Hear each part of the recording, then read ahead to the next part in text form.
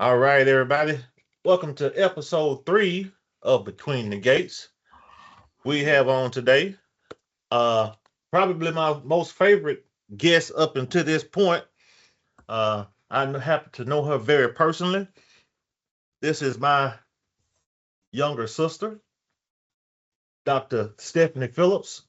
She's in the process of getting her doctorate degree, so I'm just practicing. And you'll probably hear me referring to her throughout the interview as Dr. Baby Sis. Dr. Baby Sis, you doing okay over there? I am doing quite well today. How are you? I am great. I spend all my time getting ready for this instead of cutting grass, so you know what that means. Yes, I know what that means. you know, it must be I'm pretty excited about this. Okay, so we have a couple questions we're gonna ask you here. Now, before we get started, hmm I'd like to ask all my guests before I allow them to introduce themselves. And when you do your introduction, you please feel free to share as much or as little information as you like. Okay. Okay. All right. So I had to think about this question because I had to put some thought into this one. Okay. Okay. So do you remember the first time that we met? Wow. Do I remember the first time we met? I can't say that I do. So this is the third episode, and I've asked both the other guests that, and both of them could tell me exactly when we met. Yeah, but I knew that may be I just gonna catch you off guard on that one. All right. Yeah, I mean, being that you're like 4 years older than I am, and yeah, so I'd have to say, presumably, maybe we met each other on my birthday so You many know years what? ago.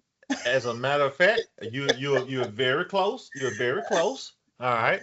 I'm not gonna take too much time. I'll tell you the first time I met you. Okay. Okay. And this is one of my earlier childhood memories.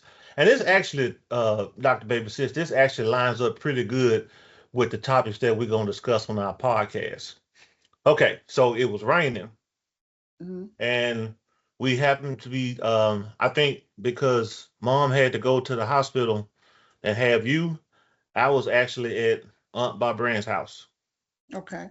and when I remember it was nighttime when I guess they released her from the hospital because I was upstairs in the attic in the bed sleep. And then mom came in, and it's like it woke me up out of my sleep when she got in the bed. But I was kind of excited to see her, and then I was like, well, wait a minute, hold on, wait a minute, who was that with her? Wait a minute, who is this? Who's that over there with her? So that's the first that's the first time that I met you. All right. Yeah. Okay. All right. So go ahead and introduce yourself to the listeners, and like I said, you feel free to share as much or as little as you would like. Okay, so thank you first of all for considering me as a guest on your podcast, and I am elated to be here. Um, as Mr. Pearson referred to me as his baby sister, my name is Stephanie Phillips, and I have a pretty extensive background. Before I get into my background, let me tell you, I have three children because my children always say that I don't tell people that I have children. So I have three children, Kaya, Maya, and Landon, and their ages are 25, 27, and 18, respectfully. And I've got a huge background, wide array of talents and education, uh, mainly in education and in the mental health sector. When I graduated from high school, I went to cosmetology school, acquired a cosmetology license, and then I went on immediately to obtain my cosmetology instructor's license because I knew for sure that I wanted to teach. I have a background in early childhood education as well. I've taught extensively in Head Start. I have worked in a couple of the public school systems. My children, my own children, were homeschooled for the latter half of their uh, educations in school, and I went into special education. I am self-taught on special education laws, and I also support parents of children with social emotional disorders, mental health disorders, learning disabilities, things of that nature. And I prepare parents for IEP meetings, help familiarizing them with the laws surrounding special education, and helping them to discover their voice and choices that they have in making decisions for their children's education. I currently serve as the Director of Counseling and Student Support Services. I work in higher ed at a 4-year college. This has been very rewarding for me. Um, I acquired my master's degree from Free Hardeman University in clinical mental health counseling. And yeah, and I'm currently a candidate for my Doctor of Behavioral Health degree at Free Hardeman University. Well, wow, that was pretty extensive. I think you the first guest that took more than a couple of minutes to introduce themselves. And by the way, just to let people know, the thesis, if I'm saying it correctly, that you're going to do your doctorate on, that was my idea. That was my idea. It All was right. executive. Okay. All right. Okay. So, Dr. Baby Sis, our first question that I want to ask you, okay, what led you to dedicate your career to helping students succeed? When I consider the path and the journey pertaining to academia and finding leverage and a balance in who we are, the impact that we can make, where we see ourselves going, and how productive we can be in our fields, sometimes that can be challenging. And there are a lot of opportunities there for support. And so when I consider what I do now, I do it because I want to help people leverage who they are, where they want to see themselves going. And as you suggested to me previously, this was some years ago, and you said to what area do you see yourself making the greatest impact, impacting the greatest number of people, and doing the greatest good? And so that is why I support individuals in, in their educational pursuits, because I want them to see what it is that they have in them, the qualities that they possess, and how they can take those qualities and attributes and impact other people's lives. And so that is my mantra. I cling to that, and that is why I do what I do. You know what? That was a excellent answer. And if I had to pose that question to myself, I think that would line up uh, with what you said. And this is the first time I've really thought about it. I think we get a lot of that. I don't know if that's something that you can pass on to your children, but mom was in education, and that could be a very very good reason why we gravitated toward that. Right. I That's a believe good. that. Okay. All right. Okay. So my next question is, what makes adult learners different from traditional college students? You give me your response, and I'm going to give you my spiel. Oh, wow. Well, I can definitely respond to that question. Because I pursued my undergraduate degree as a non traditional student on a campus with traditional students. The difference between the traditional students and the non traditional students, in my honest opinion, I was running a full household, taking care of 3 children.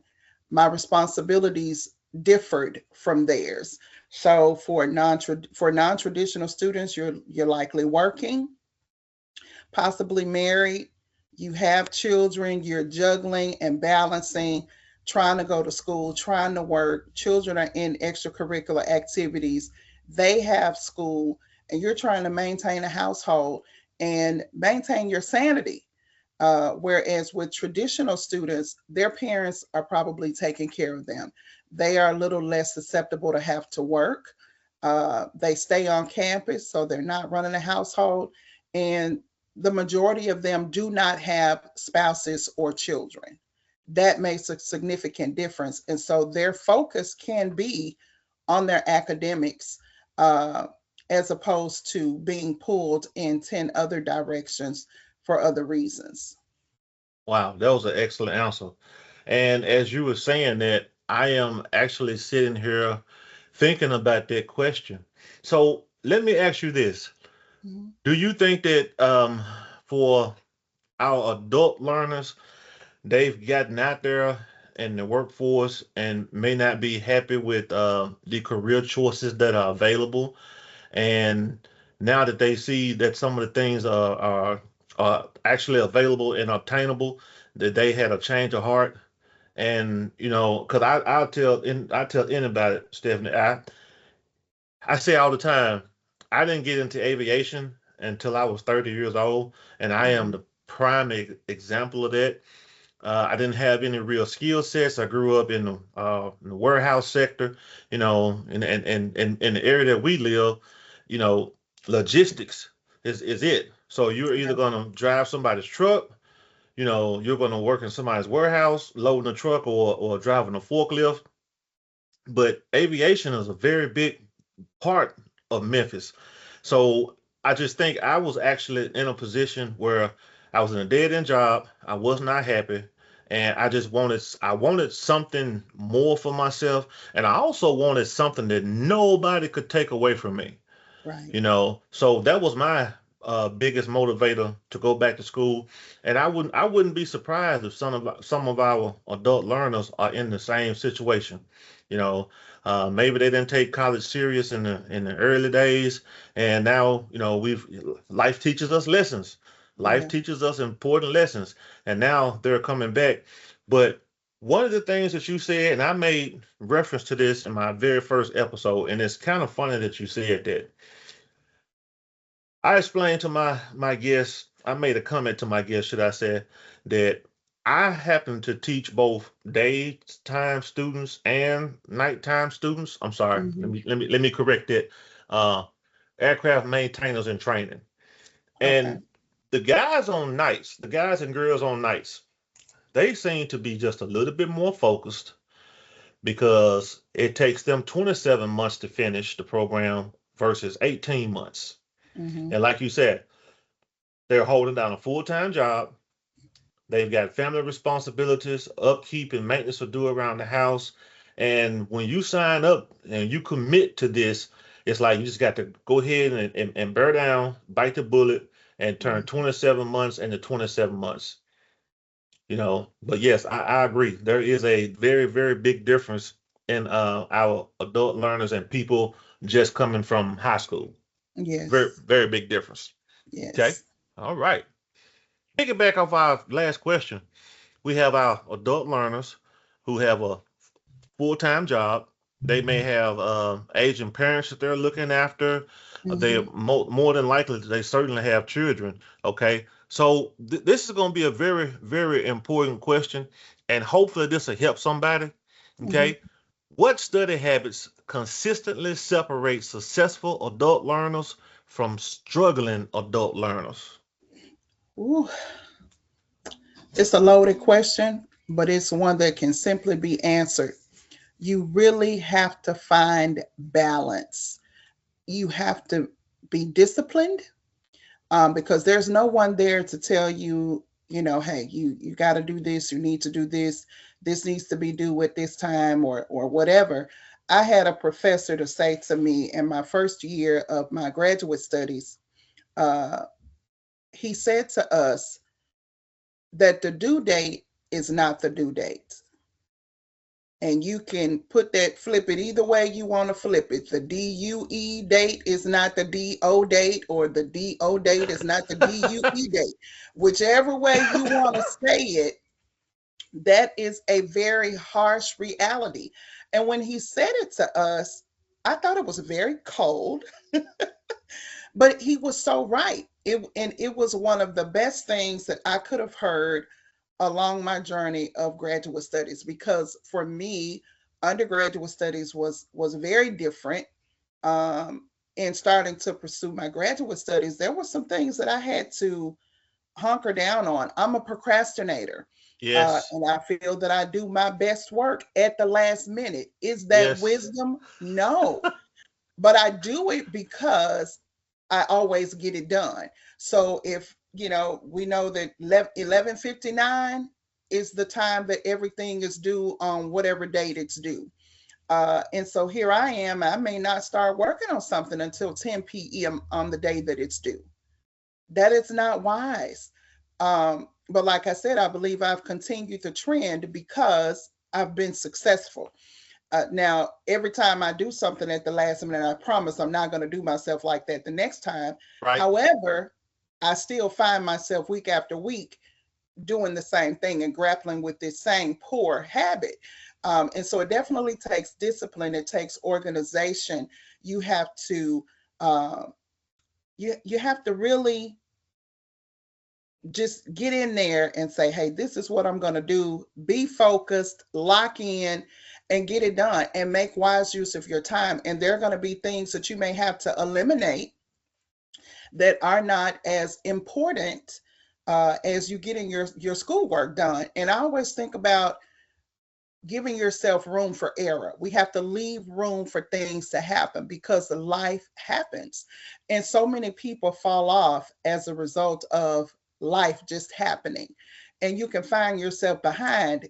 All it takes is one occurrence Right. and you can find yourself behind. So I encourage discipline, organization, making wise use of your time, eliminating those things that are not essentials, and use the time that you have. I'd ride with a book. I have two laptops. I have an iPad. I have two phones. I like to have things, tangible items that I can pick up and read here and there. When I have empty space or time, I'm using that time. I'm not using it frivolously. I'm using it so that I can get something done because my work is very demanding. 1 minute things can be really very settled and calm, and the next thing we have a crisis going on, and I can find myself in the middle of something and totally miss a deadline. I have a professor now who wants things due. He gave us two assignments last week, two papers on the same due, one on the same day, and pardon me, one due at 5:59, one due at 6 o'clock.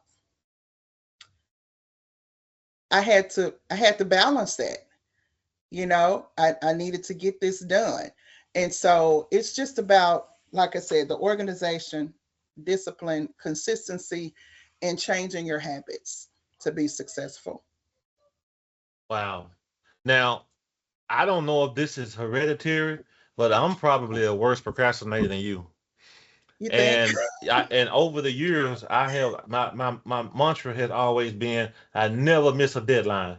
I never miss a deadline. And I agree with what you're saying. Um, but something that you spoke on, it, I agree with the balance part, and some people are going to struggle with that. And I think I hate to say it, but I think the trend is that personal life outside of the things that we got to take care of versus schoolwork. But you're right, balance is so important. Now, I'm a prime example.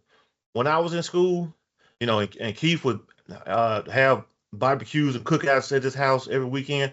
I just literally told myself I cannot participate in that if my work is not done. So that was a motivating factor uh, for that. But at the same time, I have to say my schoolwork and working a full-time job was the only thing that I had to worry about. When I left the house, I just grabbed the door handle, and if I was hungry, it was because I didn't eat. So, but yeah, that was pretty good. That was a very good answer, and hopefully that will help somebody out having that balance, uh, how we said work life or study work life. You need that because you can't be consumed by one thing, and it's gonna have to even out.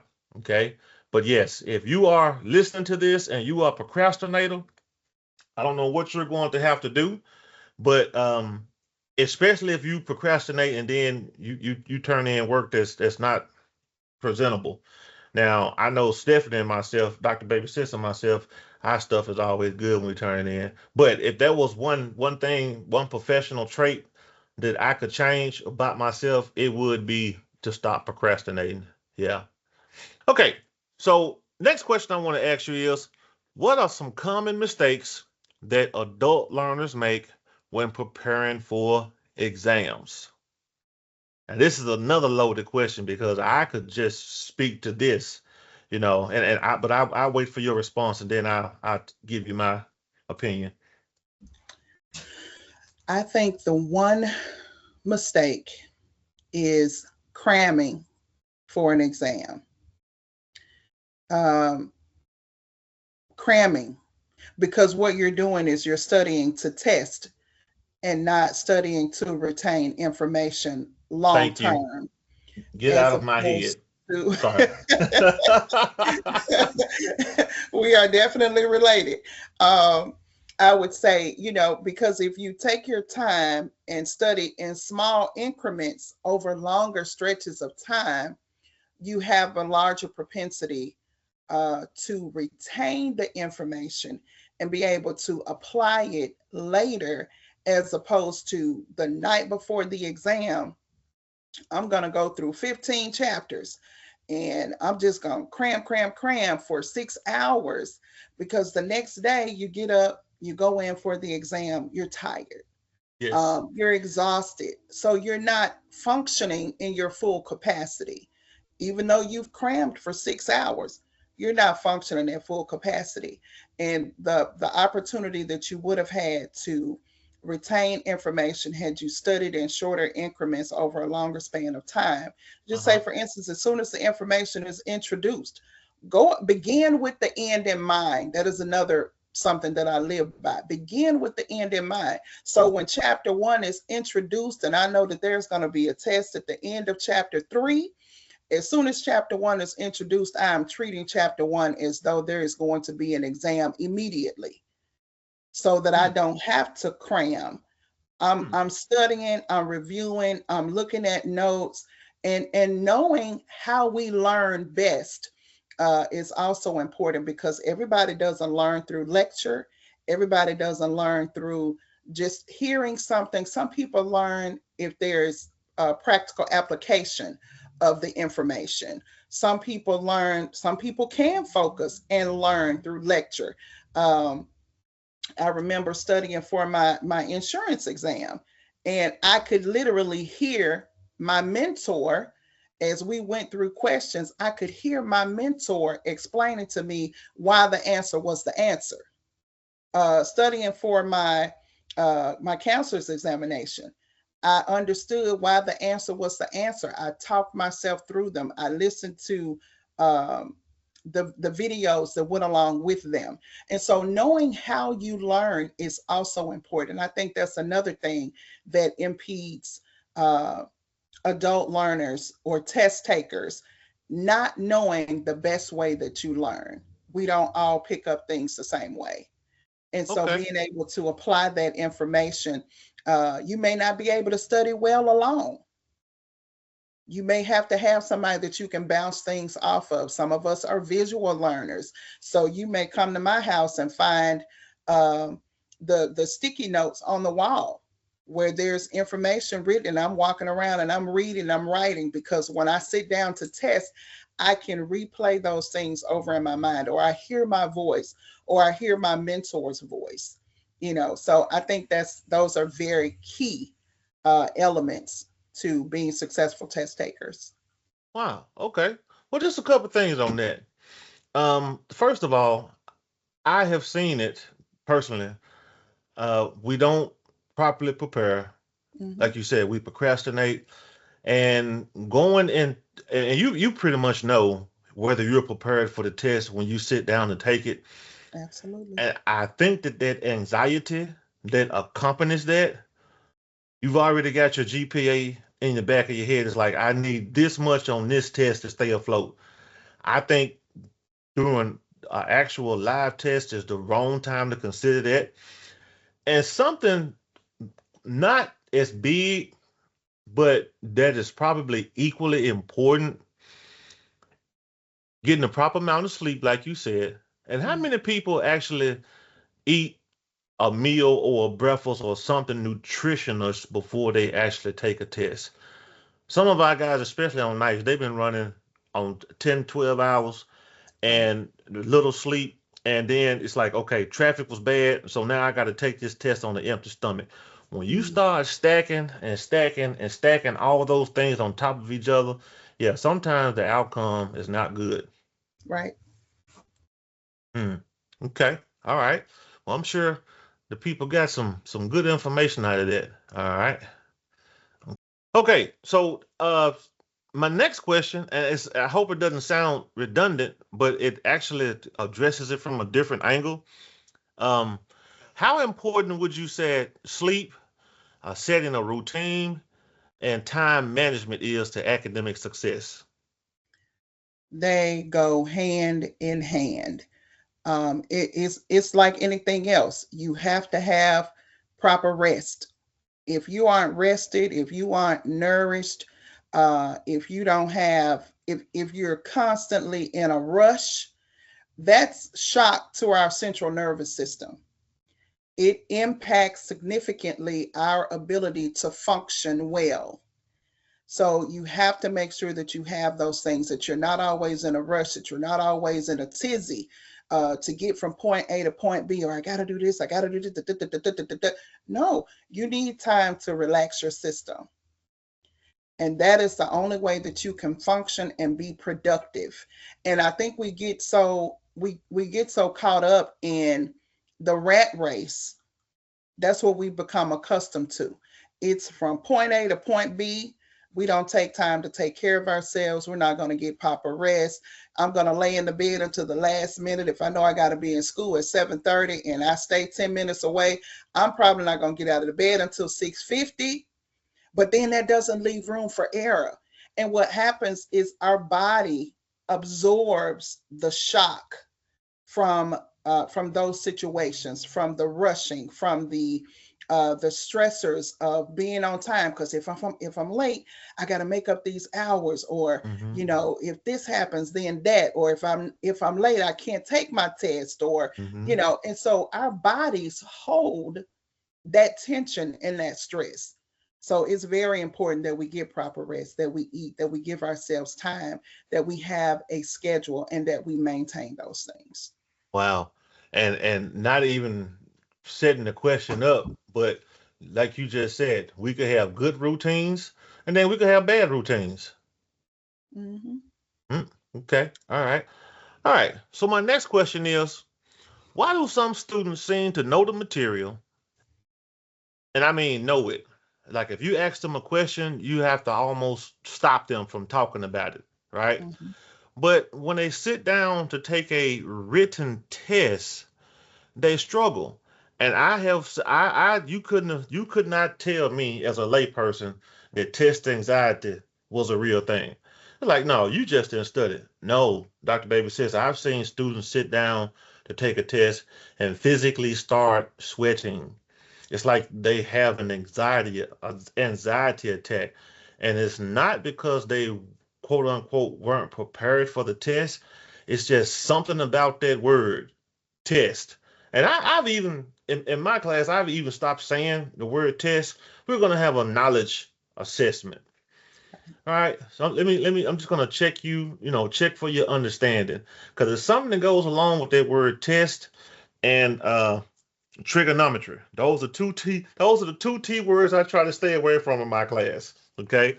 Yeah, but if you could speak to that, why do some students seem to know the material, but they struggle when it comes to test time? So I'm going to share with you my personal experience with test anxiety. As learned as I am, as knowledgeable as I am, as much education as I have, I struggle with test anxiety. Um, I have the physiological symptoms associated with test anxiety, including nausea. Uh, I get a headache. I may sweat profusely. My stomach is upset. My armpits itch. My hands itch. I may turn a flush color of red. I go through all of that, and I can sit down. If you say test to me and sit me down with a pen and a piece of paper, I will draw a complete blank. But you can ask me to tell you about whatever is on the test, and I can give you the information. It rolls off with no problem. But there is something about being set down and told that I have to take a test that sends me into orbit. It really does. And in my undergraduate studies, my professors were kind enough, they understood what I was experiencing and actually watched me go through those challenges. Even when I went to take my GRE, entering my master's program, the test distributor, she said, I cannot allow you to test like this. She said, I would be doing you a disservice if I allowed, she watched me change and go through that wealth of emotion because I had to take a test. And it's a real thing.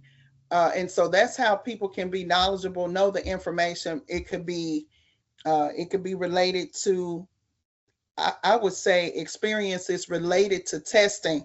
We are expected to perform well on tests. Tests determine nowadays, and even then when we were in school, tests determine your ability to be promoted. Tests determine where you were going to go next. Those California achievement tests and the Tennessee proficiency tests, and now they have AR testing, and there's so many other things that our children have to do that determine where they are academically. That's stressful. There's a pressure to perform, and it clearly makes a difference between you and the next person, because I remember seeing on those exams where they drew the line to say where you were performing, if you were above average or below average, and this, that, and the other. And so there's a pressure to perform. And then how many of us have been punished physically and otherwise Oh for wow. not performing well on tests? And our body, again, as I mentioned previously, our bodies hold on to that stress and to that anxiety, that pressure. If the expectation is to do well and you don't do well, and there are consequences associated with you not doing well, you hold on to that. There are two books, and I'm going to go a little bit off. There are two books that I read. One is called The Body Keeps the Score, and the other one is The Deepest Well. The authors are Vessel Vanderkalk and the other lady's name, it'll come to me later. But anyway, it talks about how our bodies absorb anxiety, how our bodies absorb experiences, good, bad, and indifferent. And those things follow us, and they impact us relationally. They impact us on the job. They impact us academically, emotionally, socially. And how well you do, if it's determined on whether you get the promotion or whether you go to the eighth grade. I have a friend right now who is still struggling with the fact that she was retained in the eighth grade because she missed a proficiency test by an eighth of a point. Uh-huh. And she was held back for an entire year where she had been successful academically throughout the entire year. But this test determined that she was not smart enough, academically astute enough to be promoted to the next grade, an eighth of a point. So Wow. she has held on to that for many years, and it impacts her performance even today. Wow. So I have to say, I'm a little embarrassed because I've never really quote unquote struggled with test anxiety. And Mhm. if it were not for me witnessing my students go through that, then like I said, you couldn't tell me that that was a thing. Um, I've not had the kind of experiences that you've had, so I really can't speak to that personally. But let me ask this: for somebody Mhm. that's just listening and they actually happen to to deal with that or be going through that. Is it anything that you can give them as far as advice, some of the techniques that you found successful to kind of curb that a little bit, if that's even possible? That it is possible. And I would say the strategies would be determined by the extreme of the anxiety, as to whether they would want to seek professional help. That is what I did. And I made my professors aware that this was a challenge for me. Testing is hard for me. And I may not function well or perform well because of the anxiety. So I voluntarily let them know. And I had some professors who would give me an opportunity uh, to teach instead of test because I'm a talker. Oh, So you teach a class and you're responsible for teaching however many days they say I have to teach to compensate for not taking the test. uh-huh. And I had to be well informed in order to inform the class because they're going to take the information that I provide and they're going to be expected to do a test. And so I also had a professor once before to give us, he tested us like my undergraduate degree is in criminal justice. He tested us as though we were in law school. And he took out the blue book one day, and our final exam was in the blue book. And the blue book is what they give law students. And it's a book full of blank pages. Uh-huh. And you have to fill those pages. The thing is, they don't tell you what to fill the pages with. He asked me why. That was the question. The question was why. And you had people in class sit down writing all this stuff and they were trying to fill this blue book up. And I wrote the word because and turned the blue book in. I Oh. wrote because you're not going to stress me out. You gave me a blank book, didn't give me any directives. You asked why. The only logical answer to me was because. And in criminal justice is about what? Logic Yeah. and rationalization. So why? Because. And so what I did, like I said, I kept them informed. Everybody knows that I have test anxiety, even up through my graduate program, even in the program that I'm in now. I'm taking an advanced psychopharmacology class. So we're talking about all types of drugs and the drugs that are associated with or given for varying mental illnesses. And we have a test every week. I let the lady know I don't test well. I do not test well. So you know what she did? She gives us an opportunity to take the test twice Okay. and records the highest score. Okay. So there are ways that you can do it. I would say being open and honest first, you know, admitting that there's a situation, there's a challenge, not being afraid to share that with your instructors and let them know. And then have a means of, because they may ask you, well, how can I support you? Have an idea of how they can best support you. And then you Okay. all come to an agreement. Because no, I'm not going to just give you the answers to the test, and no, I don't want you just learning rote information. I want you to retain the information, and so you can come up with a plan together to help support that student so that they can be productive. And even when it comes to taking those national exams and things like that, I had a student in cosmetology school who could not pass the written test, but she could do some hair and she understood the theory behind the practical. Right. She just could not sit down, and it was a reading comprehension challenge. So hers was a little bit different. It wasn't anxiety. She had a comprehension issue. I talked to, at that time, the lady who was the president over the board of cosmetology. I talked to her and I explained to her because this young lady had taken the test 8 times and failed within points of the passing score. So we're talking 3 points here, 4 points there. It wasn't large margins. Mm-hmm. She said, okay, we'll administer the test verbally. They arranged for the test to be administered verbally. Wow. Okay. And it shifted everything for her. So I can say definitely being open with your instructors, have an idea of what may work best for you, and you all come to an agreement together as to how you can support the student.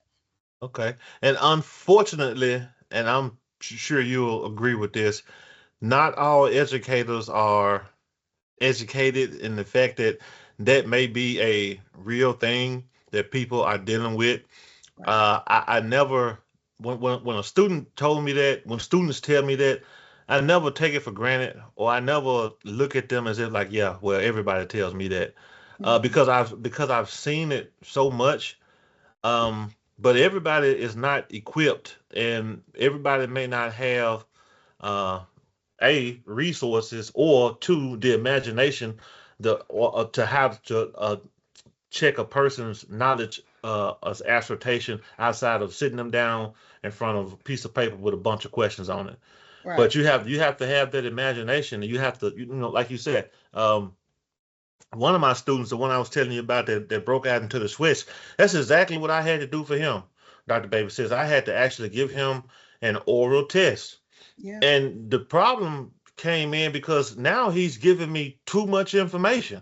It's like Hmm. I just need you to answer the question. I know that you know the information. I really appreciate that, but I just need you to, but I don't think that he did as well on the A&P side Hmm. because of that issue that was, holding him back.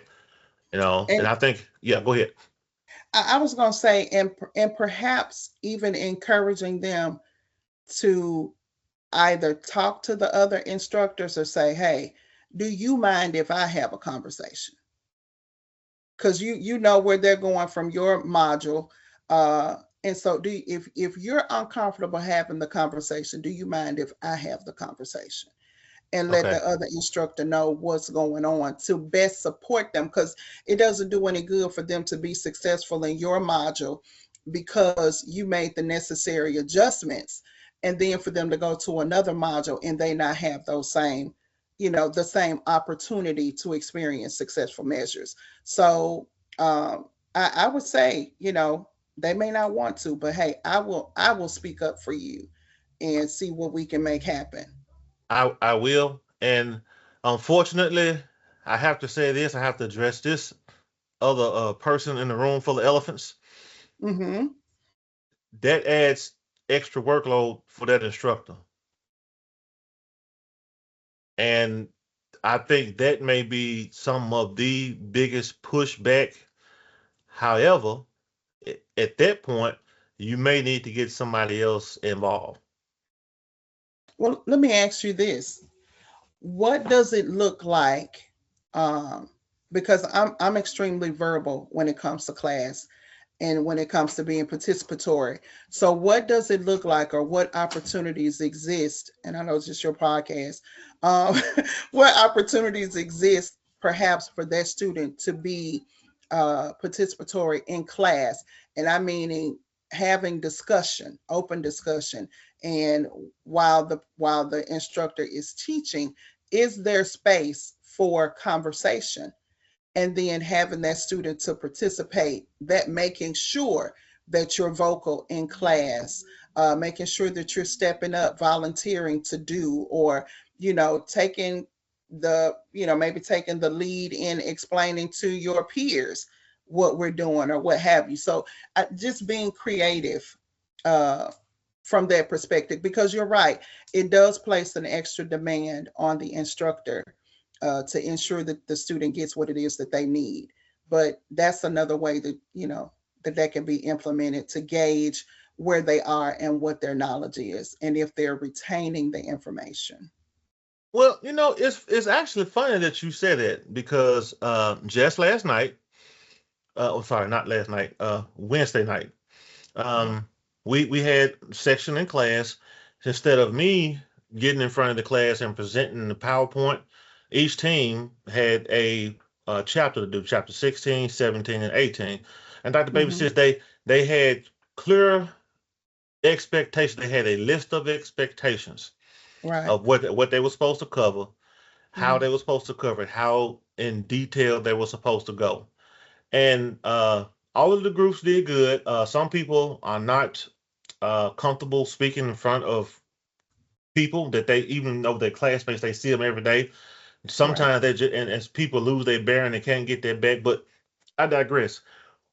Since you said that, what I found amazing, I discovered that I've got potential couple instructors, future instructors in the class, Mm-hmm. because the problems manual where they actually work the circuits, those guys broke those circuits down. They walked us through the steps, step by step, uh, showed the formulas, and it's like they were comparing numbers. And on top of them being comfortable with the material, on top of them being able to get up and explain the thought process the way that they broke it down in their head, it's like it came very natural to them. They were very, Mm-hmm. very in their element in doing it. And I was surprised.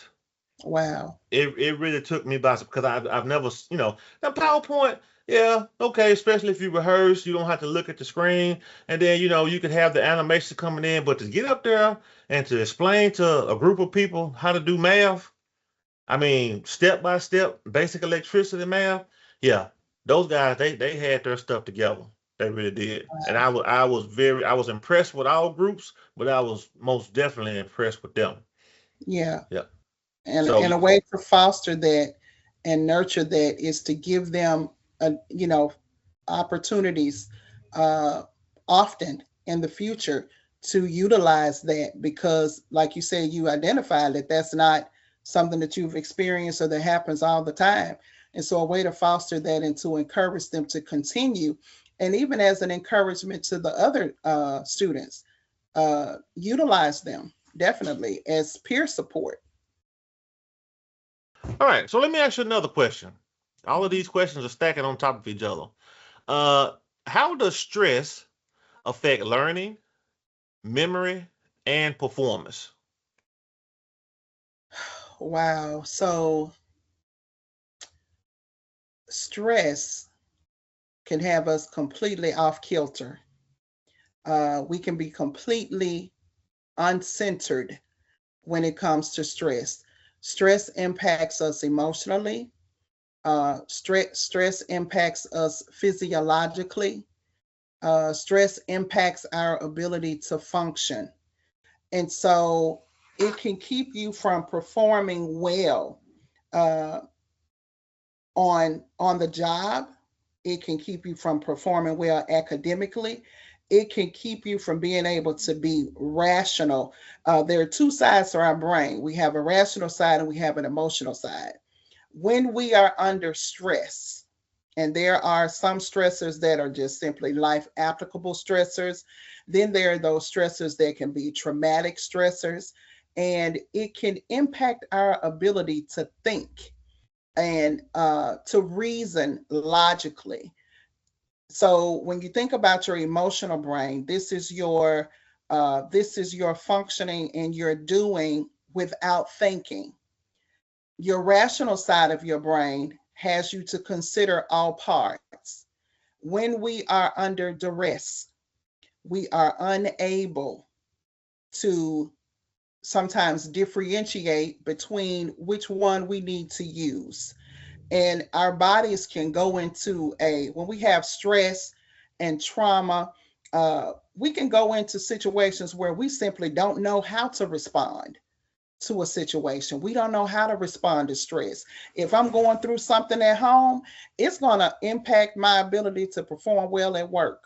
Uh, Definitely. if if I'm having problems with my husband, then when I get to work, it may spill over into my interactions with my colleagues, not intentionally, but simply because I lack the capacity, because I have something unaddressed that is going on outside of work, and I may not know how to make the separation.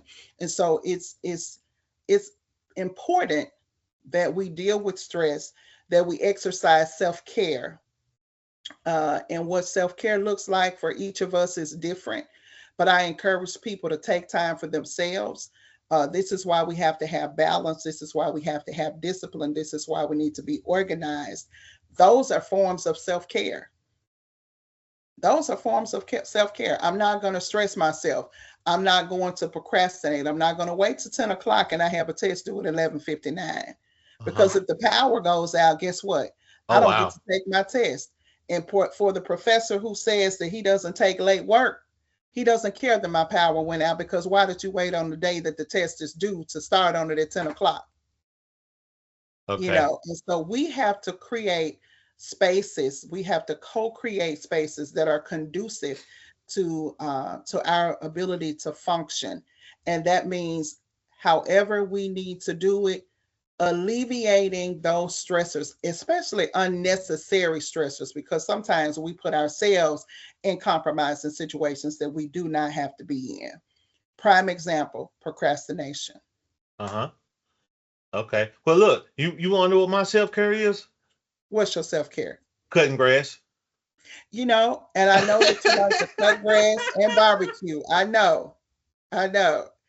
And I'm wondering what kind of trouble you're gonna be in putting this podcast over cutting the yard, but Oh man. I'll Yeah, you slide sis a text message. yeah, you are absolutely correct. My next question, uh, to piggyback off that stress question, Mhm. um, what are some signs, some obvious signs that an instructor or classmate, coworker, parent can pick up on that a student is carrying more stress than that student actually realizes? Because if you ask us, we are all superhuman, Mhm. Superman and Superwomen. And I think a lot of times that gets us in trouble because we actually don't realize our breaking point until everything is starting to crumble around us. And like you said, sometimes that can have a physical effect. Yes. I am in the process now of I'm taking a class called Suffering and Human Condition. And I have been tasked with reading 5 books, one by Viktor Frankl, and a couple by C.S. Lewis, and another author. And we are talking about suffering.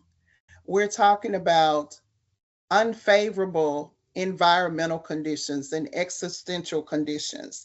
Um, I would say for any instructor, professor, any person who was in a position, a helping position, um, we do this at the beginning of the year, and working in higher ed, we go around to each department.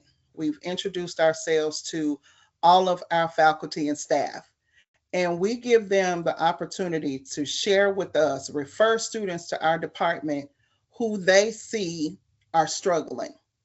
Things that you can notice could be irritability, maybe sleeping in class, maybe not performing in class, maybe not showing an interest in class, perhaps being non participatory in class, absences, tardies, disheveled in appearance, not Uh-huh. following the rules. If we're required to wear a uniform, where's your uniform? If you need to have on work boots, steel toe boots, where are your steel toe boots? Why do you have on Nikes today? Things that you can notice people falling off. These students are sitting in your class day in and day out. And I'm sure the expectation and the tone is set from the very beginning. If you notice students who have performed well, who have followed the rules, who've been doing what's asked of them, who've been performing well, and suddenly these things shift, there is something additional going on, something perhaps outside of school. And this is impacting them and their ability to function when they come to school. And the way that you can tell is that these things, they start to lack in these areas where they once were doing well. And when you see something, you say something. Even if it's the students, we train our residential assistants to identify. I've trained our security staff to identify changes in our students. If you see students who are normally social and they stop being social, or now they don't come out of their rooms, or a basketball player just up and quits the team, something is wrong. Uh-huh. And especially when they don't replace those activities or that interest with something else, there is something that is going on internally that needs to be addressed. And sometimes people just need that one supportive person to listen to them Right. and let them vent. And it could be something really very simple. They can solve their own problem by listening to themselves talk. Right. And they just What? need somebody there to hear them out. So Wow. I would say if you identify it and you see it, say something, but those are definitely some tangible ways uh, and proof that there is something going on. Okay. And can I take that a step further? Hmm. I being being an instructor, there's not a lot of training that comes along with that. Right. People just assume that because you've been in the aviation industry for X amount of years, yeah, you know about aircraft, but can you relay this information to somebody else? So a lot of the tips and tricks that you're talking about, being an instructor, I actually had to learn the hard way, Hmm. and I always made it a habit. Like I said, you got a student who's usually on time, coming to class, coming back and forth to break, and you start seeing something off. And Stephanie, sometimes it's not the little small, subtle things. This person is acting completely out of their nature. So instead of me acting on it right then, when the incident, if you will, or occurrence actually happened, I make it a habit. At the end of the day, I go back and I download, and I just go through all the scenarios and all the interactions I had, whether they be good or bad. And it's like, you know what? That was out of character for that person. Right. Okay, so instead of coming with punishment or discipline, maybe there's something going on that I'm not seeing because, like I said, normally that person is on point. Okay, and usually by the next day, the next morning, things have calmed down enough where I can actually pull that person aside and give them an opportunity to explain. And sometimes you'll be surprised. Like you said, it may not be anything big in your eyes, but they're the ones dealing with it, and it's obviously big enough to get them to act out of character. And I have found that to be very, very helpful. And usually the students are very, very apologetic. Hey, that's not in my nature. It's like, yeah, so that's what kind of, just what prompted me to think about, what you could be going, or what could you be going through. And like you said, sometimes people just need somebody to talk. And I'm gonna talk and you listen. And once I get this out, then, phew, okay, now I can go on. So that's good. That's good. Thank you for that. That's for both the students and the instructors. Absolutely. All right. All right, we're gonna. All right. So I realized that the Dirty Dozen and Human Factors, we have our own brand in aviation, but I will tell you this. You know people in aviation, and you and I talk shop all the time. So I think you're qualified enough to answer this question. Hmm. Um, the FAA's Dirty Dozen discusses factors such as stress, fatigue, pressure, lack of communication, and lack of assertiveness. Which of these factors do you see the most often in students? Because it doesn't just have to be aviation. This really applies to life in general itself. So you've got stress, fatigue, pressure, lack of communication, and lack of assertiveness. Which one do you often see I see all of them. at I the same see time? I see all of them. Well, because we have a large student body, and when I say I see all of them, I identify them in students across the board. And these are things that we see our students for. This is what students come to us for, Uh-huh. and receive supports and services. And so it impacts them significantly. Some of our students are away from home for the first time. Some of them they are navigating, trying to move from the last chapter to this chapter. Mm-hmm. Uh, I'm an adult now, but adulthood is overrated. And I only wanted to be grown so I can have sex and cuss and not make my bed up or wash dishes. And it's overrated. And so then when you're out there on your own, and all of these things, all of these responsibilities are now truly yours. There's nobody rapping on your door telling you to get up for that 8 o'clock class. And let me tell you something, 8 o'clock in college is a different 8 o'clock from high school. Okay. And it's a different 8 o'clock. And so I'm seeing that I've had students to, come in and be stressed out and crying. And I didn't know that college was going to be like this. Well, sweetheart, this is a next step, and it's a step up. This is a new chapter.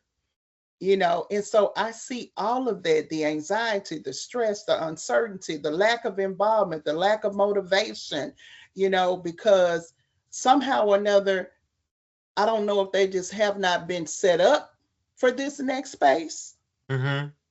or they didn't take it seriously. And while you've been trained, getting out there actually doing it, even if you instill it, now it's time for you to put this to work, what you've been taught. And Uh-huh. so I see it all the time. Wow. Okay. Yeah, I I see was it I all the when time. when I said not at the same time, I was like hoping it wasn't from one person. Yeah. Oh Okay. no, it's and some of them have more than one. Okay. We'll have more than one, and then they're trying to be in relationships, and they want to have boyfriends and girlfriends, and you know, take one step at a time. Okay. Now, since you said that, this is very Mhm. important. This is very important because you said that you just triggered something in my mind. Do you think that it is the idea of being involved with somebody that is so alluring or so intriguing, or do you think that that's a distraction? Say I'm not performing well in class, and so if I go out and hang out with somebody else, that kind of gets my mind off of that for however long me and that person are together. Mhm. That is true as well. It can be the ideal of being in love or having somebody to be in love with you, or so you think. Uh-huh. And then it can be a distraction. And it goes back to a previous question where we talked about being able to say no. You can't be a part of everything. You can't be everywhere. You can't be at every party. You have to be able to say no. That's where discipline comes in. I Ah, I okay. got a test to take. I can't be everywhere. Yeah, the Q's on the yard and the Deltas on the yard and the AKAs and everybody's having a party and it's this week and that week. No, you got to find a balance. And it can't be all about partying. Those are those situations where we put ourselves in unnecessary stressful situations. Okay. Because Okay. now I'm not performing. I got 6 classes and I got 3 D's, a F, and 2 C's. I'm Yeah, I'm gonna be in trouble. yeah, that's not good. Yeah, that's not good. And so having that discipline, I see it both ways. Sweetheart, do you really need to be in a relationship? Should a relationship be your priority? Yes, we need community as people, as human beings. We need connection. But do you need to call it a thing? Right. Why can't they just be a part of your community? Why does it have to be a relationship? Why does it have to be a boyfriend or a girlfriend, or we're in love? Why can't they just be a part of your community? Because you got plenty of time for all of that other stuff. Yes. But Once you take care of yourself, yeah. yeah, we need community. And that's another thing. You say take care of yourself. Don't drag anybody else into your mess. Sometimes we have unresolved issues and conflict within ourselves, and pulling somebody else into that and saying that they complete you. No, you need to be complete. and you need to be one before you bring anybody else into the picture. Yeah, and some people don't realize how selfish that is, because Yeah. you could have a person that's performing well, and then they get wrapped up with you, and it's you know what I mean? You pull And them down. You can pull them yeah, down. and maybe it's not as easy for that person to see the warning signs, you know. Right. Huh. That was great. That was a very good response. Okay, so let me ask you this question. Why are some people hesitant or just downright reluctant to ask questions or seek help when they are struggling?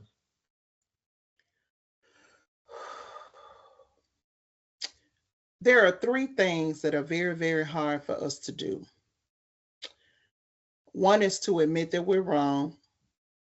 One is to apologize. And another is to ask for help or to say that we need help and to seek help. And I'm not going to say that it's necessarily in and of the individual, but we have to look at so many different dynamics. I am who I am as a result of how I was raised.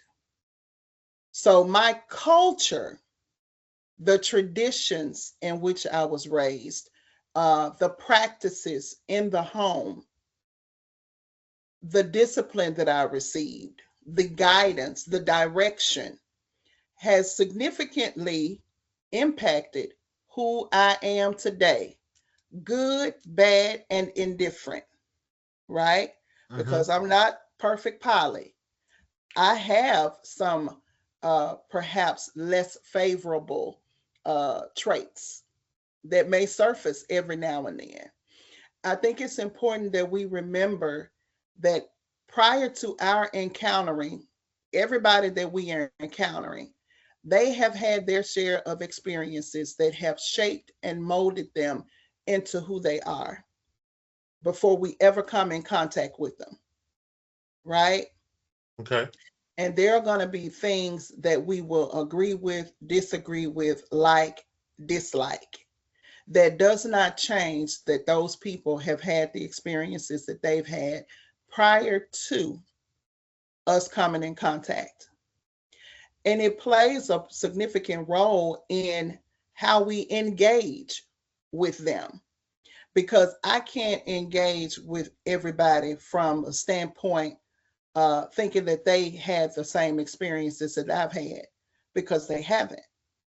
So if you got 26 students, you're really learning how to accommodate 26 different personalities, Mm-hmm. 26 different backgrounds, 26 different sets of exposure, 26 different people with varying uh, upbringings, 26 people with different um, modes of communication. Were they disciplined? Were they corrected? How were they disciplined? How were they corrected?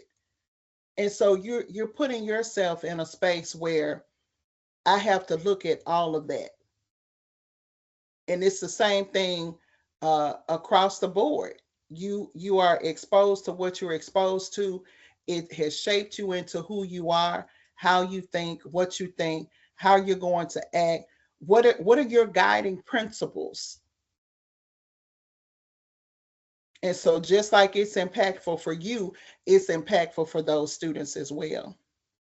And so, asking for help could be, or the lack thereof could be, well, what are we taught in the African American community? You don't talk what goes on in my house outside of my house. Yes. How many times have we heard that? What I happens in heard it my last house, night. it stays in my house, right? And what I think about now, Mr. Pearson, is that the students that we are seeing today were traumatized by COVID. I'm sure you have some of those students who walked out of school on that Friday before spring break and never went back. High schoolers that didn't get to go to prom, that didn't get to have a graduation, that never got to see their friends again. They have been impacted by this. They're holding on to those uncertainties. They're holding on to the fact that I had friends that made my day. I look forward to seeing my teachers. And I walked out of school on a Friday and never went back. Oh wow. I'm afraid to ask for help because is somebody going to hang that over my head? Is somebody going to use that against me? Is somebody going to tell me what I should do or shouldn't do? Or are they going to actually help me navigate resources? Am I going to be criticized and ridiculed for asking for help? Am I going to be thought less of for asking for help? Those things can keep us from asking for help. Or the fact that we have seen others ask for help and basically been railroaded because they needed support. But I'm Okay. not just coming to you asking you just to be asking you. I'm asking you because it takes a level of vulnerability and courage to say when we need help.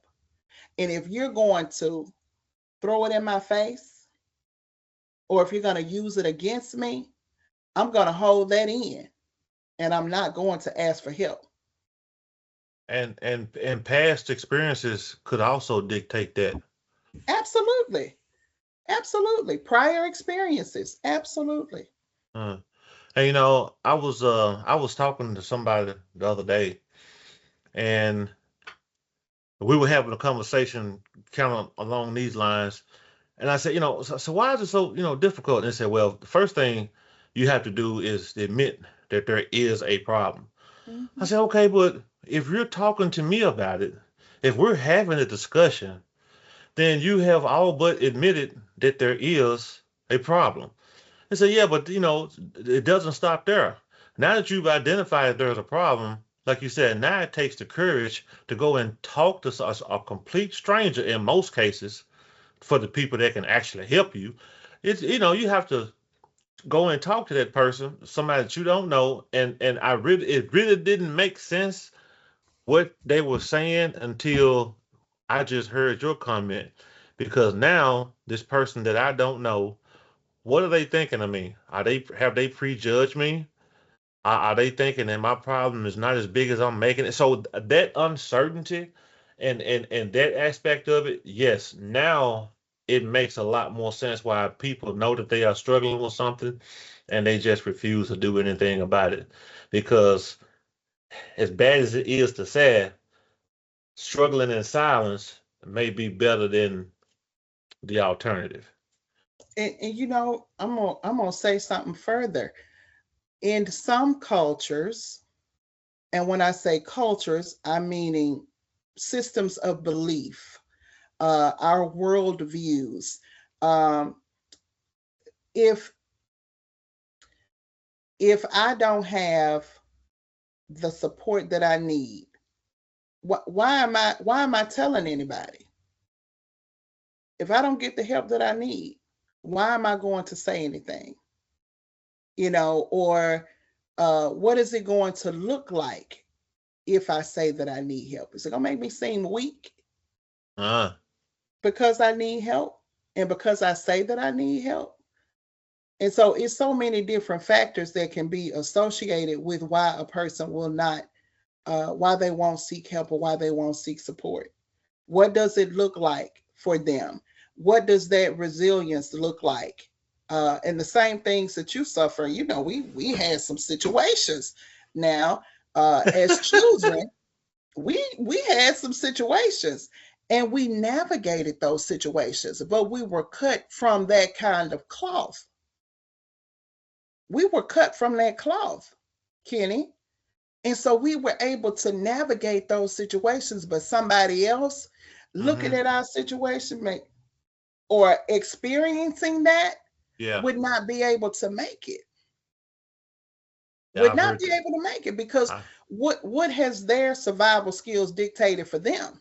right. What has it dictated for them? Or how have you seen the adults around you navigate challenges? Hmm. All right. That was It good. makes a difference. I agree with you. It does. It does. All right. So my next question is, can poor study habits become a form of normalization where students accept ineffective behaviors because that's how everybody does it? And if you think about it, that goes right back to our dirty dozen. We've always done it that way. Yes, that can actually be uh, detrimental to success. Not being open to change, not being open to or being willing to go against the status quo, and do something different, do something better to achieve something more. There's a quote that says that basically it's insanity if you think you're going to keep doing the same thing over and over and over again and expecting better results. Yeah, That's a form of insanity. You have to be willing to change. You have to be open to change and not doing what everybody else does. Periodically, trailblazers go against the grain, right? that is People who correct. have made history are not the people that played it safe. People who have impacted history have been the people who have taken the risk, the people who have gone against the grain. Those are the people who make history, not the people that play it safe, but the people who go out on the limb, the people who, hey, I'm gonna buck the system, basically. Uh-huh. And so we have to be the same way when it comes to our own personal successes. Uh, being willing to go against the grain, maybe take some criticism, or somebody make a comment here and there and say, oh, you think you this, you think you that. No, but in order to be successful, in order to be productive, I have to be willing to think outside of the box. And I can't keep going with uh, just the norm. Wow. Yeah, and Dr. Baby says when you said that kind of triggered me a little bit because you may not know, but while I was working at Roadway Express and going to Tennessee Technology Center, the avionics program, I would walk around with my book bag and I would actually do, studying and take care of my homework and everything.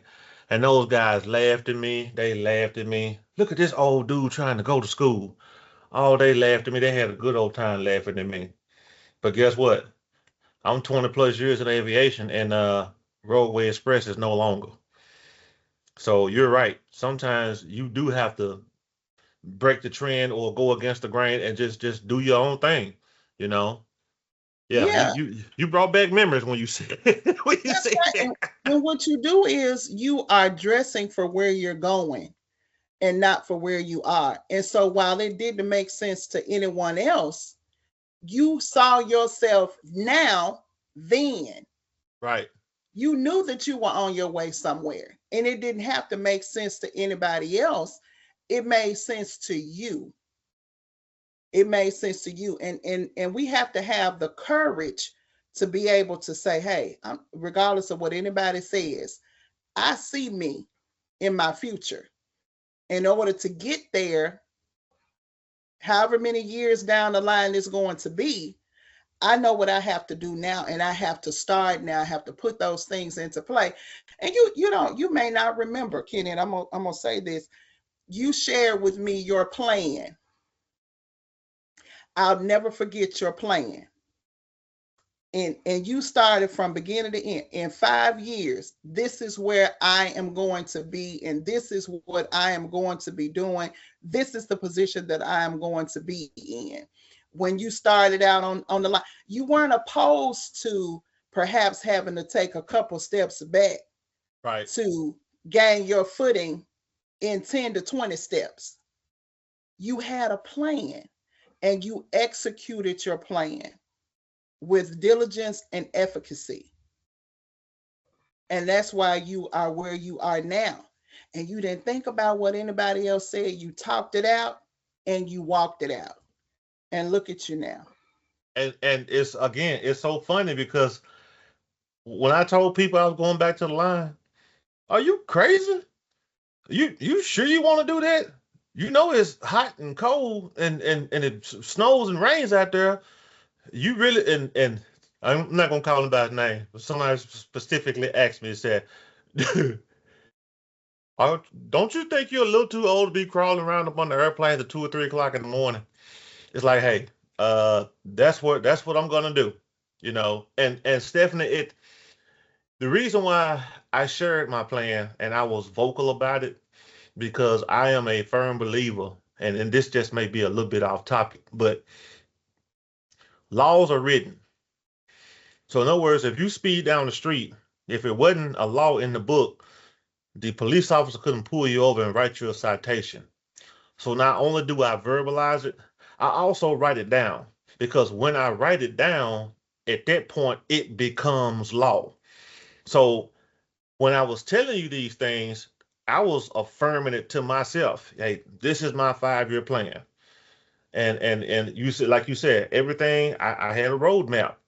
And yeah, I could have stayed up at MOCC, routing and scheduling the airplanes, come to work dressed every night, be in a climate controlled building, sitting down for 10 hours looking at 3 monitors, but that's not what I wanted. That is not what I wanted.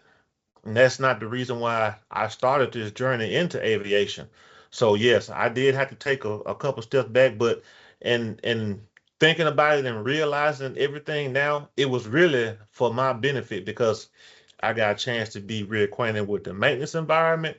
I got a chance to be reacquainted with some of those skills that I had obtained on the aircraft that hadn't put to use in a long time. And the most important part, I made some very, very valuable lifelong connections out there. So I don't regret any of that. That's awesome. It's been amazing watching your journey. Well, thank you. Thank you. I feel the same way about you. Thank you. All right. So we're going to stop that one. Okay. All right. Okay. So now the conversation is going to turn just a tad bit serious. Okay. Uh, and one of the reasons why I wanted you on the show, okay, for episode 3 is because sometimes you're not aware of what people are going through. And like I said, going to school, might as well call it's 20 hours a week. In my opinion, that's 20 hours that you could be doing something else. So I consider that to be full time, even though the paperwork don't say it. But Hmm. you never know what people are struggling and going through. So Right. what are some common misconceptions that people have about counseling and mental health support? So I have to say that in 2026, we are at the height of the greatest mental health crisis that we have ever seen.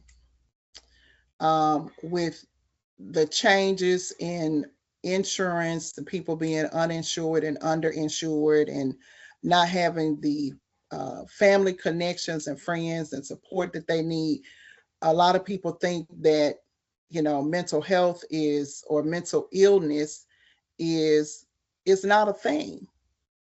It is definitely a thing, and it has been for years, and not something to be taken lightly. But we have a lot of misconceptions and myths associated with mental illness.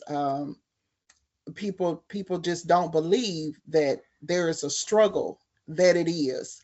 They think that going to counseling is putting people in your business, and counselors or therapists are putting things in people's heads and making them think things that are not what they are. And people don't believe that it helps. And again, this comes from cultural Hmm. systems that say, hey, you don't put people in our business, you don't tell people about things that are going on. When we had the issue with COVID, um, some of our children were in the safest places when they were in school, Uh-huh. and the eyes that were on the students that were no more because they were in unsafe environments. We had a lot of things that were swept under the rug, and now we're finding ourselves tripping over the rug. Okay. um, And so some of the things people just don't believe that counseling works. They don't believe that you should tell other people your business. They don't believe that uh, that mental illness is what mental illness is. And because there's support and services, oh, now all of these people are coming out of the woodworks. Well, people are coming out because they know that they have help now. They Okay. have support. And culturally, we have been at a disadvantage for years because financially we didn't have the resources to get the support and things that we need that our counterparts had, and they could institutionalize. We didn't have that luxury. We didn't have the luxury of institutionalizing family members that were struggling with mental illness. And so we're seeing some of those things pop up today. We're seeing a pattern of behavior and mental illness. It's actually one of the things that uh, is referred to as an adverse childhood experience with children who are living in the homes with individuals who have mental illness, because those patterns of behavior can can become a part of that child's behaviors as Wow. well. And so being subjected to those types of things and not having that support in place, living in the home with those individuals, it does a disservice and a disadvantage to our children. They don't believe that they're being impacted or affected. They don't believe that mental illness can be hereditary. Uh-huh. It very much so can be. Um, and also in ACEs, which is again adverse childhood experiences, it talks about epigenetics. And epigenetics deals with the molecular bonding of trauma and the impact of trauma to our DNA, right? And what happens is even if you don't experience the trauma directly, you can experience the effects and the impact of the trauma because it has been now tied to your DNA. Trauma is bonded molecularly to your DNA through epigenetics. And so, say for instance, me, my daughter, my aunt, my mom, my grandmother, hypothetically speaking, my grandmother is sexually abused. My mother is sexually abused. I'm sexually abused. I have a daughter. My daughter is not directly sexually abused. However, as a result of the trauma that has been experienced in the three generations prior, she is bound to be impacted by the effects of the trauma that the other three of us have experienced through DNA. So, okay, it's through DNA versus conversations that you guys would have with her growing up about like things, not necessarily your experiences, but things to watch out for. Right. You're actually saying it's tied to the DNA strain. Tied to the DNA strain, yes. And this has been proven. This is evidence-based research that determines that that trauma can be transferred through DNA. Well, I mean that's now that you think about it, because whatever the mother is going through while the child is in the womb, that's also passed on to that child. So I never really thought about that. Absolutely. Wow, that's Absolutely. interesting. Okay. Yeah. So And so even though there's no direct uh, connection, she was not actually sexually abused, she can be impacted by the trauma that's in our DNA. wow. And Hmm. and and, and something else, um so going back to culture, let's say that you have a family member who like you said had to be institutionalized or seek some outside help.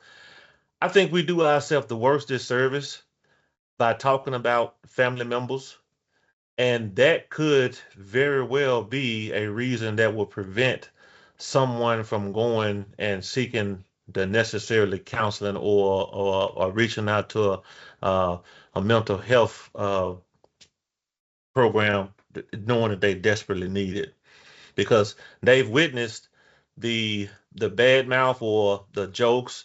I mean, that's just family stuff, right? But that actually may impact that person a little bit more than we realize.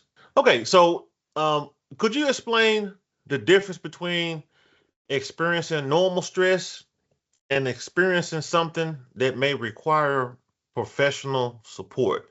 And that is probably, baby, just going to look different for different people.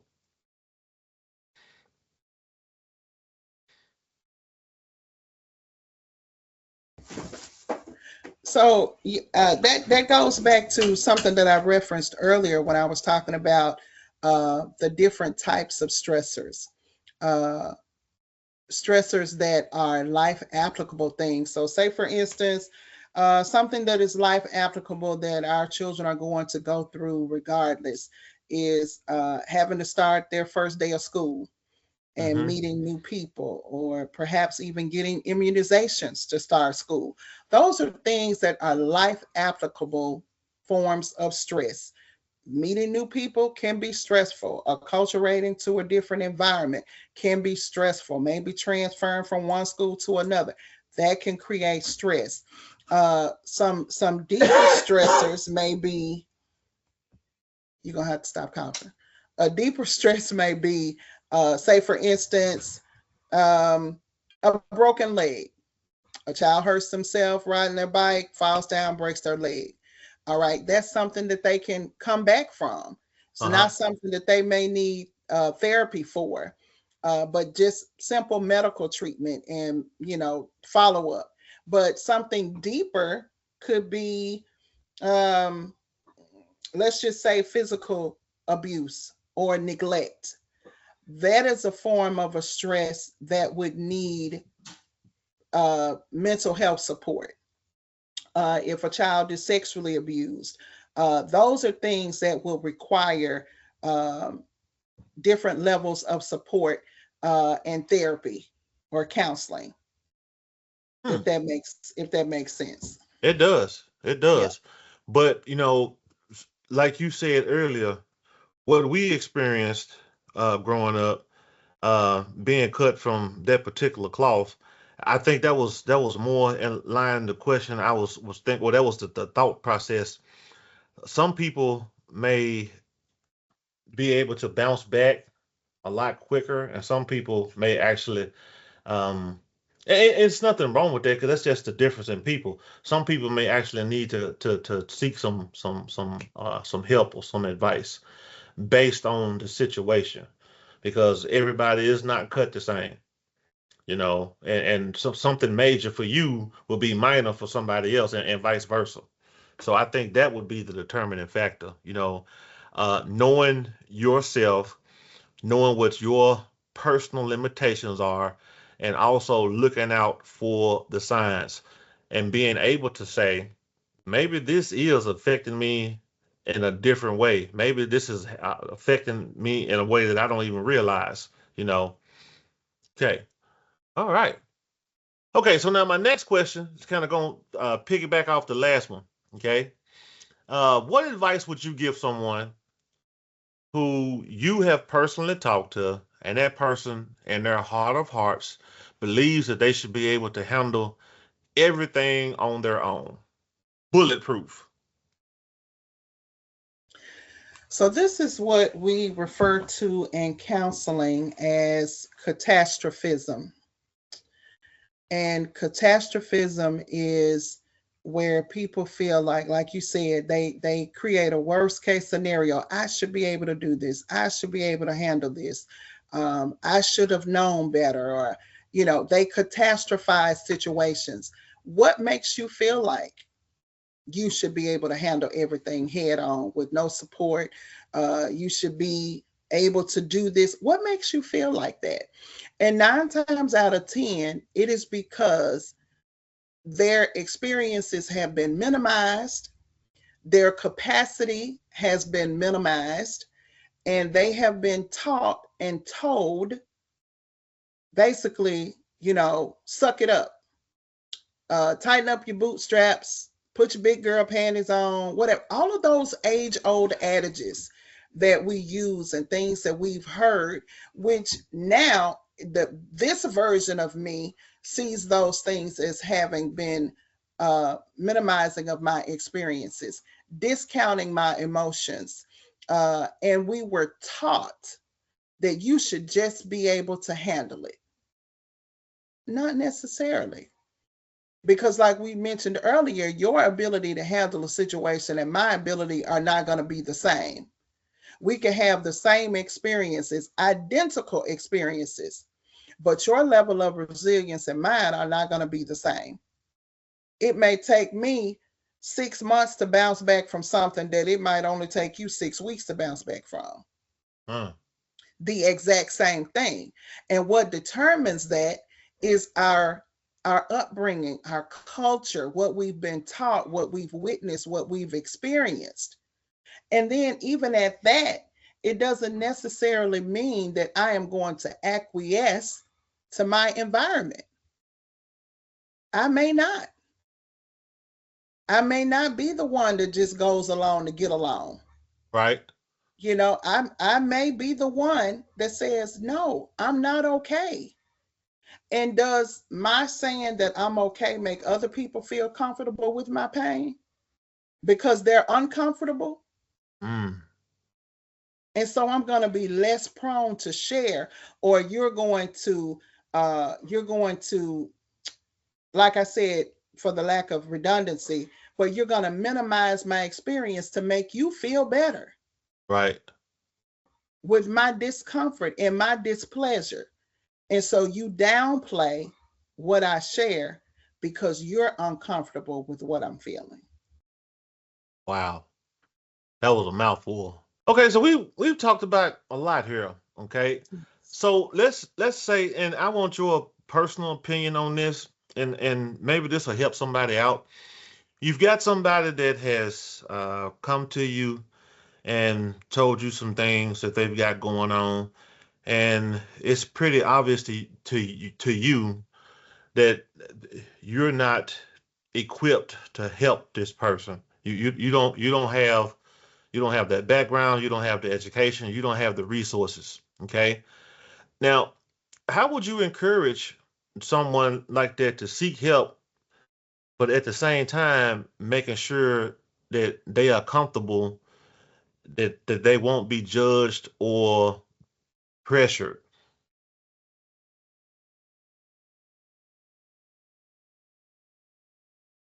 That's a good question. And I'm thinking seriously before I respond.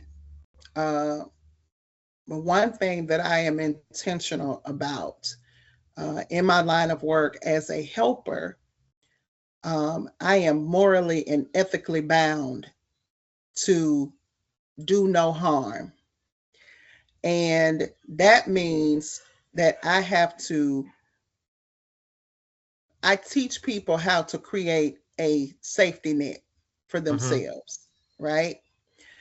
So I ask questions like, who do you call when something good happens?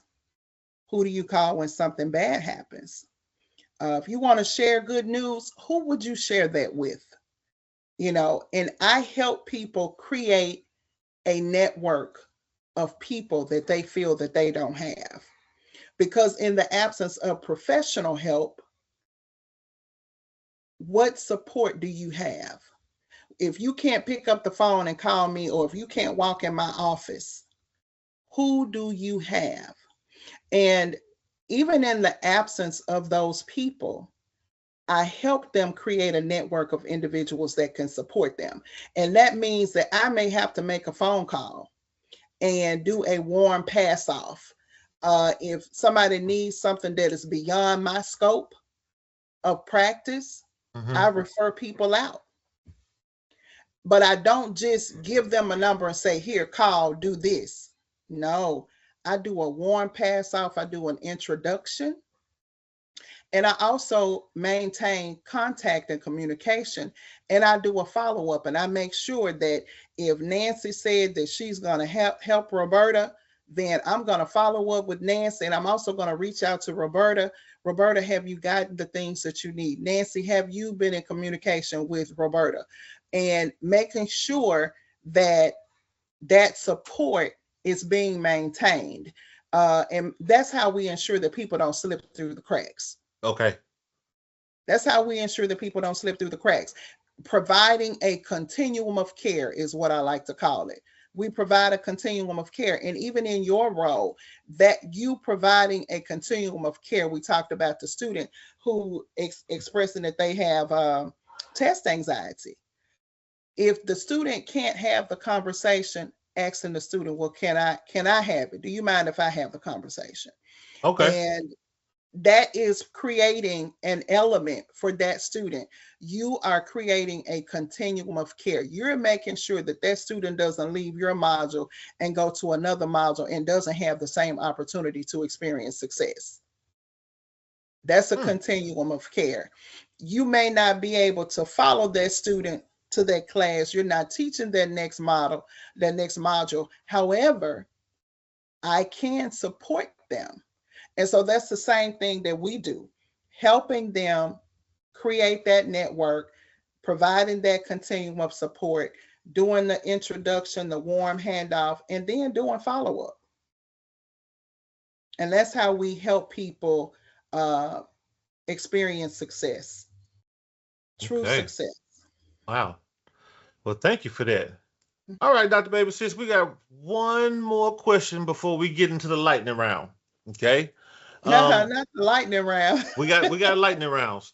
Okay, so what resources, and I know that you could probably just attest and speak to Lane College, but I'm pretty sure that our school that we attend, Tennessee College of Applied Technology, has some of the same resources, and it's just a matter of asking for those resources. But if you could, uh, what resources are commonly available to adult learners who may be dealing with stress, anxiety, burnout, or other challenges?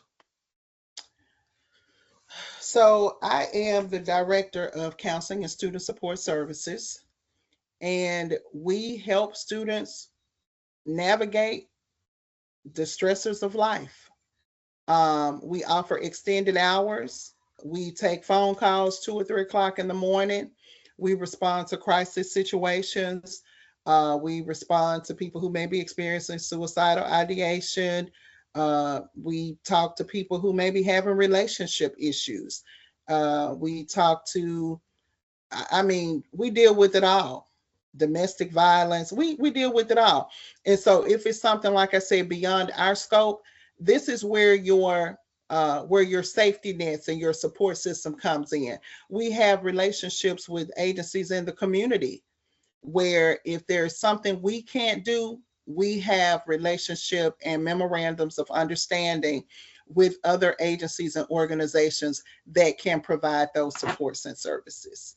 Okay, and I have often referred the maintainers and training down to the main campus. Mhm. And one thing I can say for certain, and two things I can say for sure, those people that work down there in student services, they genuinely want to help. Mhm. So I'm not gonna say it's an obligation, but they I think they are picked for those roles based on their capacity to handle certain things. And I think that they don't get utilized enough. But if nobody ever told you that the school had a student services department where you can go in and ask for certain resources, I mean, how would you know? So yeah, we just want to put that out there to make sure everybody understands. Just about all of your educational institutions have some form of what you're describing set up. Now, they may not have the support or the budget to go as detailed as you are, but even if that's the case, there's somebody there that is willing to listen to you. And even if it means doing something on their own and going to an outside agency or whatever the case may be, those people genuinely want to help. They really do. And we have a lot of the people that we have these memorandums of understanding with offer their services for free to our students. And that is the purpose of us having those relationships. And we also offer programs and plans, have programmings and plannings on campus that offer supports and services where we don't just wait for the students to come to our department and see us, because we know that there are still those myths associated with just hearing the word counseling. Mm-hmm. Okay. And we support people with academics and everything. It's just not about mental health. Um, but having making ourselves visible on campus, not waiting for them to come to our offices, because we know that there are some who are never going to step foot over there. Right. And so we have systems in place and designed where we go to them, and we do group sessions and things like that. We have mindfulness Monday, wellness Wednesday. So we do different things, um, and that support our students and that further our mission across the base of the campus, and not just waiting on them to come to our department.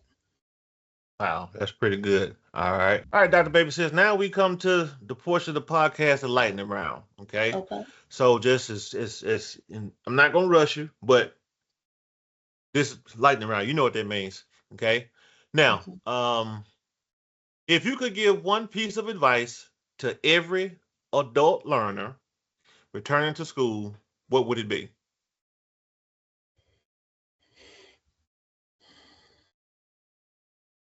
Don't be afraid to take the step. Don't be afraid of the challenge. Don't think about this is something that I can't do, or I've been out of school 20 years. Take the step, get the support that you need, and take the chance to make the change. Hmm. Okay. All right. Now the follow-up question to that one is if you could give one piece of advice to instructors working with adult learners, what would it be? And you got my undivided attention. Extend grace. And I don't mean to be dismissive of patterns of behavior or just accepting anything, but extend grace. Um, we're seeing a lot of things that are occurring with students today that we didn't experience. Our family dynamics have changed tremendously, Uh-huh. and the support and some of the things that we had in place, we're not seeing that today. I would Okay. say extend grace. Okay. All right. Okay. Next question. What does success look like beyond simply passing a test or earning a degree?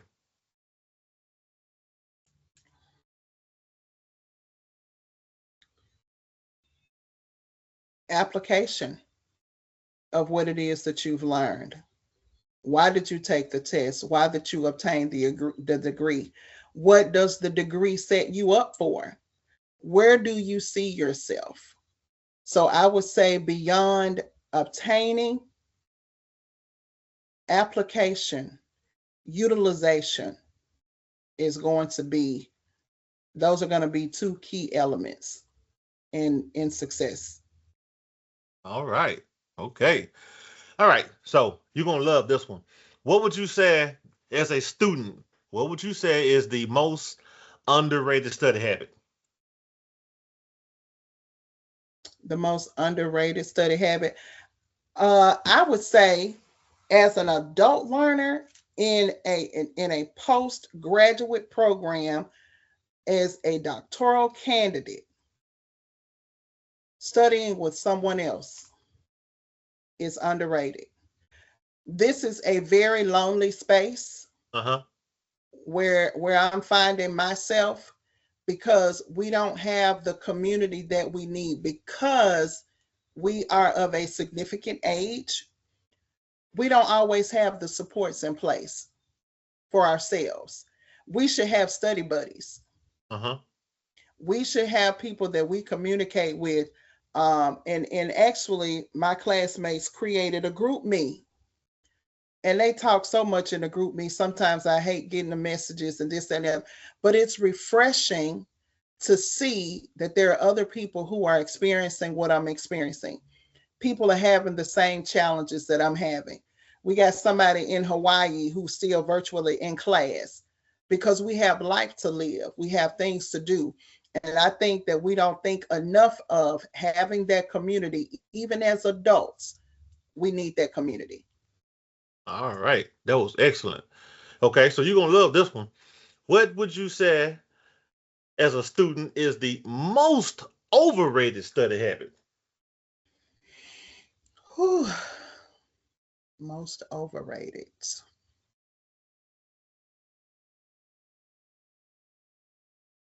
I mean,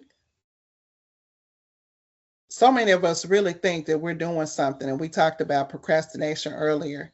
So many of us really think we're doing something by procrastinating, and we're not. We're really hurting ourselves Uh-huh. by procrastinating. I think that is something that is overrated, and we do it like we said earlier because we never miss a deadline and we're still turning in assignments. But what's going to be the long term effect of that? What's going to be the percentage of information that we're going to actually learn and retain and able to apply it later when it comes time to taking those the tests that determine licensing, etc. So I think that procrastination piece is definitely overrated. We think we're doing something, but we're not, Okay. stressing All right. ourselves out. Yeah. All right. That was fair. Okay. Now, if you could recommend only one book outside of scholastic material that every adult learner should read, what would it be? Ah, I usually get one question that locks them up. Did I find yours? so and I'm gonna tell you the challenge with that is because I really don't read a lot of books outside of what pertains to my profession. Uh-huh. Um, but I will tell you this: I like a good dictionary and thesaurus companion. And I actually just had a friend to send me one because I absolutely love the dictionary. I would say become friends with the dictionary. You know what I thought you was gonna say? What? The Bible. Oh, I mean, and that's a good source. That is an excellent source. Excellent. But I'd have to say the dictionary. Become Okay. friends with the dictionary and thesaurus. Okay. All right. Now, here's the last question. Okay. Hmm. And I'm gonna put it out there like this.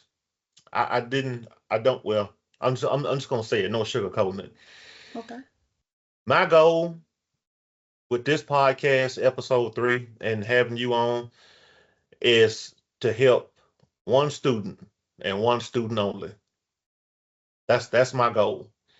If I help if we sorry if we've helped one student, if we've given one student some information and didn't have a different way to think about things, then I consider this podcast episode to be successful. Hmm. And with that, here's my final question. Okay, what what would your final message for that one student who may be struggling right now with life issues or whatever the case may be? If you could personally talk to them, what would your message be for that one student? I have learned the importance of sitting with people in their challenges and in their discomfort. I have learned the importance of lending a listening ear without offering advice. I would sit with them and whatever their discomfort is as they sit with their discomfort. I would give them the opportunity to share with me how they want me to engage, if they want me to engage. And I would follow suit. If it's just to listen and to be present, I would listen and be present. If they ask for advice, I would encourage them to be encouraged, to continue to press on, to do what it is that they are prepared to do, what it is that they sought out to accomplish in the beginning, and to keep that end in mind as they journey along. That is what I would do. I wouldn't want to minimize their experience by offering advice, but I would want to sit with them and help them to navigate, even if it's in silence, because the power of presence is significant, and I don't underestimate the power of my presence. Wow, that was pretty powerful. Okay. All right. Well, thank you for that. Absolutely. All right. Well, it has been a pleasure having you on the show. Hopefully, that one student will get the help that they need, the resources. Uh, I have thoroughly enjoyed this. I've enjoyed the other ones too, but having you on, that kind of means something special to me. And thank you for your time on a Friday. We finally got our schedules together. And I just got to, I say this before I go. Um, this really started off as a thought process in my head, Hmm. and it has really morphed into something that I could have never imagined. And I was explaining to you earlier, I was getting things set up, and but this is I realize now how much goes into it. So for the people out there that have a successful podcast, uh, guys, let's be thankful for them because it's a lot that goes into it, especially for a one man show.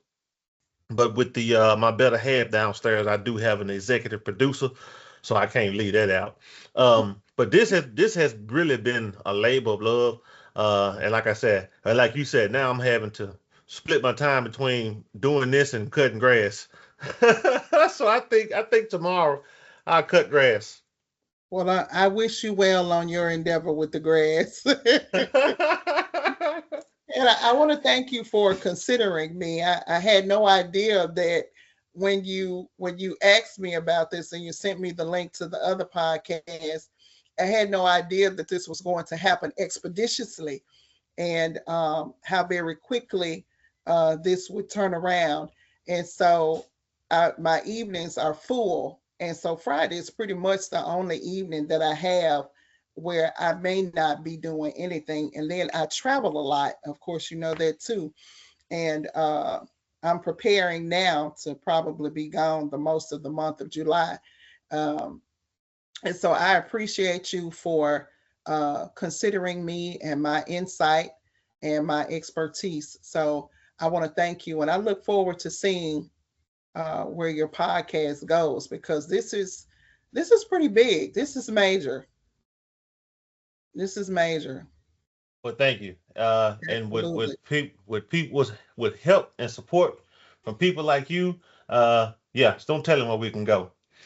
Well, all right, but I'm gonna end the podcast now, and I'm gonna let you enjoy the rest of your Friday evening. Go ahead and get your bags packed, and we'll talk offline about your trip to wherever, because I didn't even know you were going anywhere in July. Yeah, okay. I I found, definitely will. I found, yeah, this one go down in the history books. I found it on the podcast. This is one of the other many things that I do. I'm a campus coordinator for an HBCU wellness project. And what I do is I support students in their research about pertaining to health disparities and inequities in underrepresented communities. And I took a group of students to New Orleans, Louisiana, earlier this year, who presented their research at Xavier University at their Zula conference. And so each year there's a different group of students, or those students can continue their research into the next year.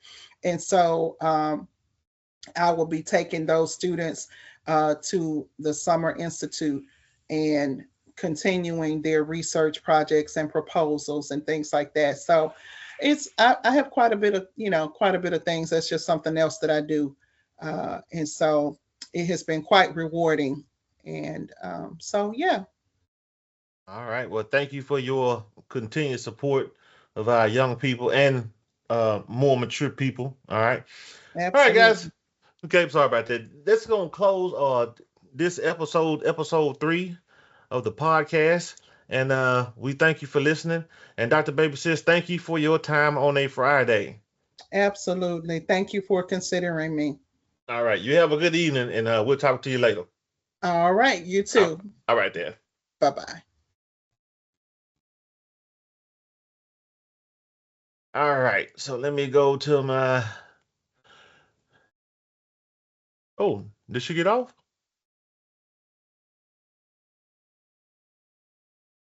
I believe she did.